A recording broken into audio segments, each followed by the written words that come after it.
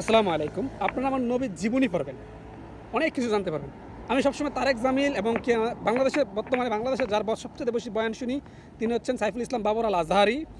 আর ইন্টারন্যাশনালে যার বক্তব্য সবচেয়ে বেশি শুনি তিনি হচ্ছেন আমার প্রিয় একজন মানুষ, তিনি হচ্ছেন তারেক জামিল, যার বয়ানগুলো আমি শুনি। তো তারেক জামিলের একটা লেকচার আমি শুনতেছিলাম, তিনি একটা লেকচারে বলতেছিলেন যে আমার নবী নাকি রাসূল করিম সাল্লাল্লাহু আলাইহি ওয়াসাল্লাম নাকি মা আয়েশা রাদিয়াল্লাহু আনহা আয়েশা বলে, আয়েশা আমার না মরার জন্য বহুত ইচ্ছে করতেছে।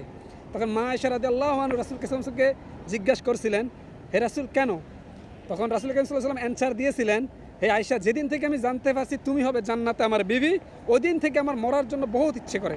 দেখেন, এটা দ্বারা কিন্তু রাসূল করিম সাল্লাল্লাহু আলাইহি ওয়াসাল্লাম মৃত্যুর জন্য কামনা করে নাই, এটা দ্বারা উম্মতকে শিক্ষা দিতেছে যে তুমি তোমার বিবিকে এত পরিমাণ ভালোবাসো, এত পরিমাণ ভালোবাসো, কারণ তোমার বিবি তোমার পোশাক, তুমি তোমার বিবির পোশাক।